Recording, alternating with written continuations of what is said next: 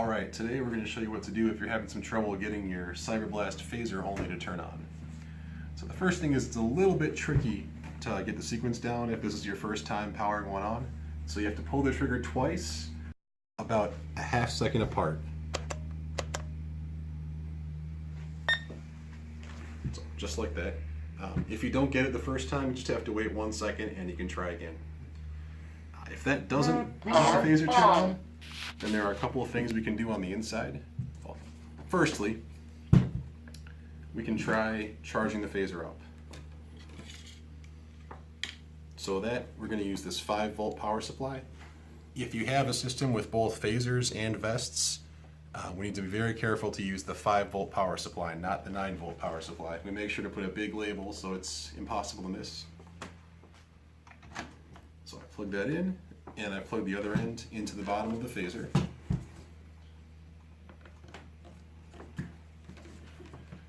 Once that's plugged in, we should get a little yellow light inside the plastic shell right here.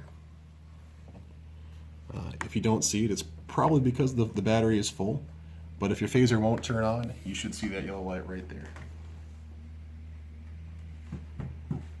If that doesn't solve the problem, we're going to have to open the phaser up. So I'm going to go ahead and do that now.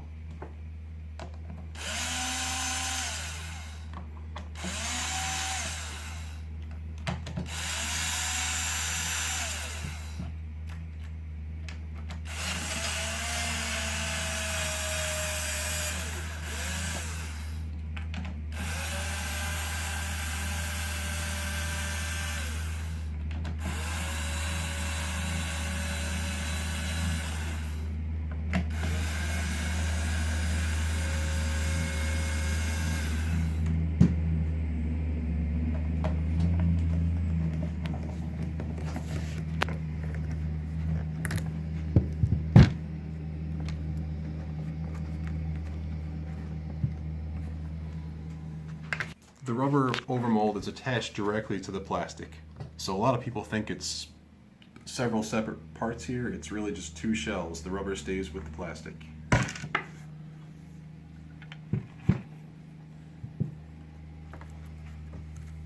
So if the phaser won't turn on, the first thing we can try is disconnecting and reconnecting that battery. So everything is going to be labeled here. You see there's a battery label, and that's the one with no coloring on the connector. All the connectors are going to be color coded. So we'll go ahead and plug that battery back in.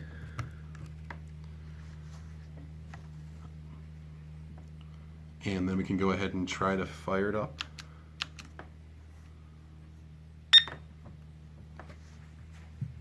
If that doesn't solve your problem, we can try a spare battery.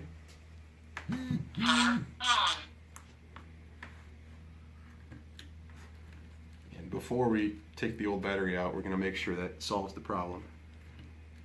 So we don't want to do that if we don't need to.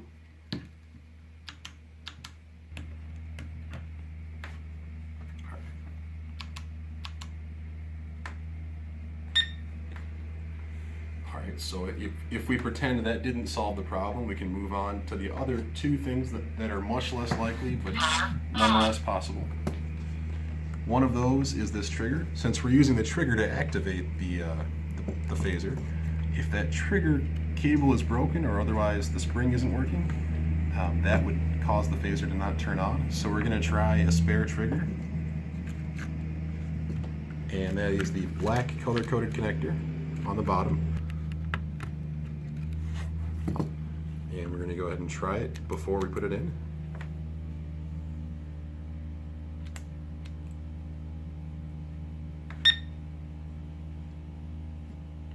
And since that worked, we can go ahead and swap the trigger out.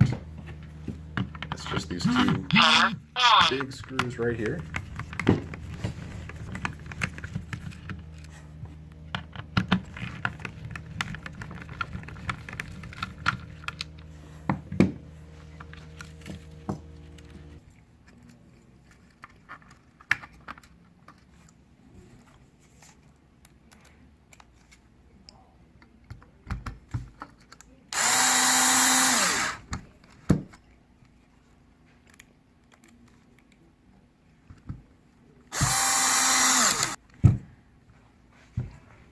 All right.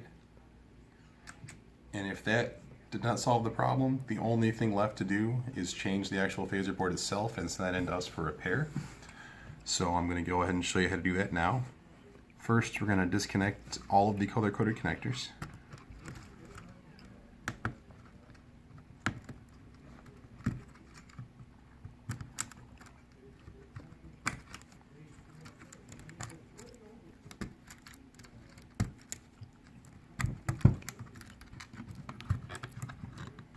And then pull the phaser board out by the bosses.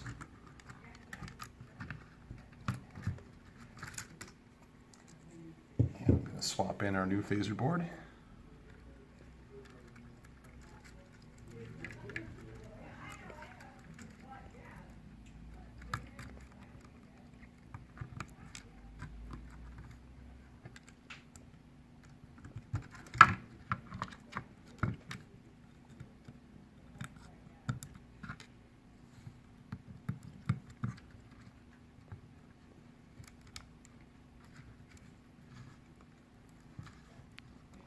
Press down on top of the bosses.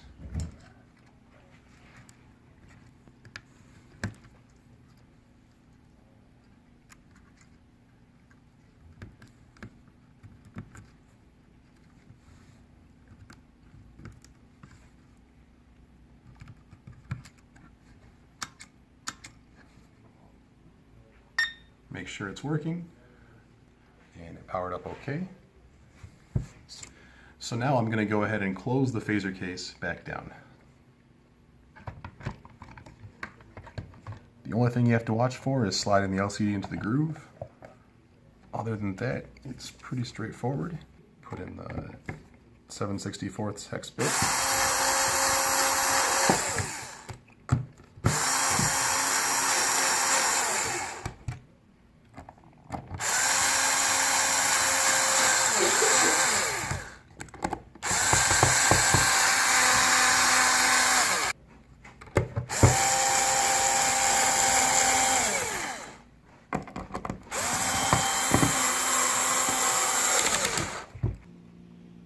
And the phaser tip uses a Phillips head screw right through the pre-marked hole.